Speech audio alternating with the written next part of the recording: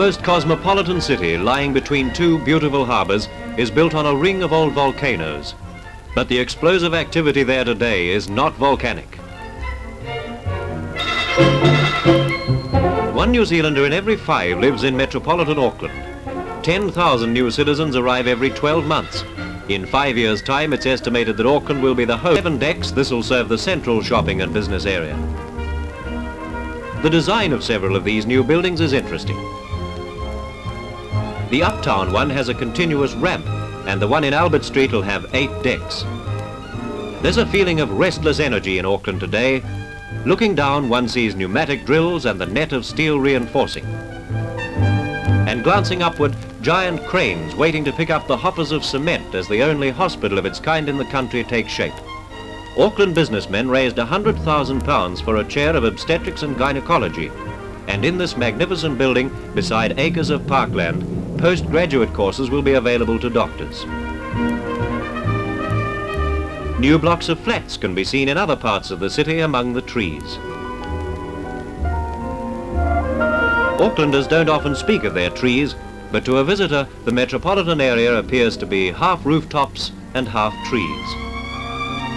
And in the city itself, the concrete and asphalt is everywhere relieved by quiet shade and sloping lawns. Many have their lunch on the green grass. The Auckland people have learned much from the foresight of the early planners, and 10% of all newly developed areas will be reserved. Trees will be a feature of the Civic Centre scheme. The 23-storey administration building is to be almost twice as high as any in New Zealand. The first block of the scheme is finished, a magnificent building which houses many government departments. At one end is an arresting decoration based on traditional Maori anchor stones. This is a striking building with clean lines and an interesting facade. When the Civic Centre scheme is complete, Auckland will have an open space flanked by communications for the future is very necessary, for it's expected that a city the size of Wellington or Christchurch will be added to Auckland within the next 10 years. The Railways Department is rushing ahead the largest marshalling yards in New Zealand. 10 miles of track are being laid, which will soon be handling well over 2 million tonnes of goods a year. Stations and goods sheds are trying to keep up as the 27-mile industrial area expands like a bomb blast. Mounting freights on the waterfront too mean additional wharves are wanted urgently, for the Port of Auckland handles a quarter of the trade of the whole country. This new wharf, the 9th, will be ready early next year, and another is planned to follow it. Many of the piles weigh 20 tonnes and 1,200 are being driven. As they're trimmed to length, the decking advances steadily out into the harbour. But the harbour's a playground too, and pleasure craft now have the best facilities in the southern hemisphere in a snug anchorage. The shopping areas are new, up-to-date, convenient. Suburbs complete with services, transport, communications, industries and schools.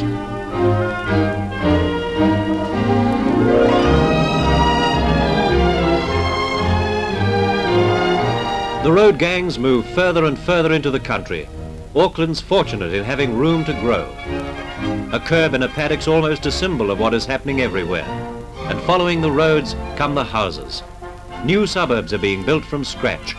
A town the size of Whangarei goes up in Auckland every 12 months.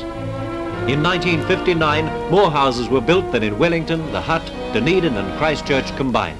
Do drop in for a cup of tea this afternoon. My new house is being delivered today. The armies of workmen advance. Here at Glen Innes, they're putting up 73 shops, a hotel, banks, a community centre. In 3 years, another 16,000 people will have moved in. North, south, west, east. You become infected with the excitement of seeing vigorous growth everywhere you look.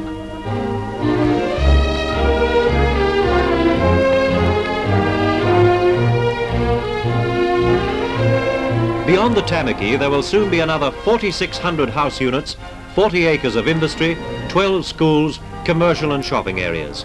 Shortly, another 20,000 Aucklanders will make their homes in a new suburb the size of Hastings. A new bridge over the Tamaki is opened by the Honourable Mr. Watt to link some of these fast-growing areas. This is only one of a number of bridges costing over £1 million being undertaken around Auckland at the moment. As the city grows outward and new suburbs are established, a heavy load's put on the telephone service. Postmaster General Moon cuts over extensions to suburban exchanges as the post office prepares to cope with 100,000 subscribers by 1964. Cables are laid in suburban streets to cope with the increasing demand for phones. There are nearly 400,000 miles of wire in telephone cables already under Auckland streets. And when a new cable's installed, all you have to know is which wire to join to which. For many years, opinion was divided on a new sewerage scheme, but once the decision was made to establish a treatment plant on the Manukau, the planning has been bold and imaginative. It will treat 213 million gallons a day. Sludge will be pumped to digesters where the methane gas given off is to be compressed. This gas will supply the power to operate the whole plant, and surplus electricity will also be available. An ambitious scheme costing £3.5 million. More people are attracting more industry, and more industry is attracting more people in ever-widening circles all over Auckland. Penrose was the most highly industrialised centre in New Zealand, but now about 50 new factories a year are going up, looking for labour wherever there's a concentration of population. From dawn to dusk on the city perimeter, carryalls thunder through the dust as a great metropolitan motorway system merges from dream to reality.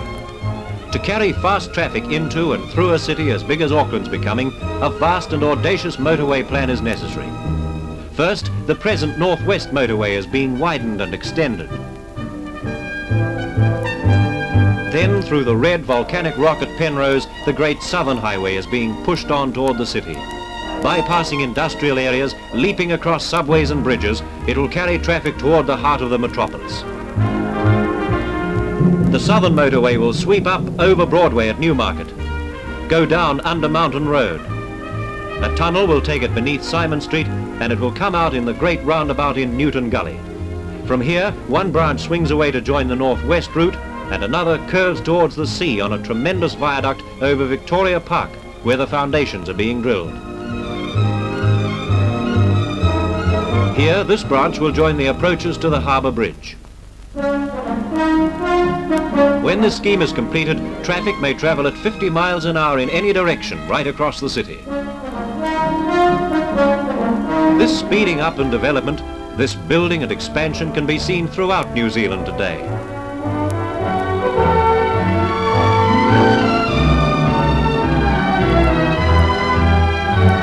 But nowhere is it more arresting than in this tree-green, vigorous city, growing daily more impressive, at New Zealand's northern gateway, Auckland.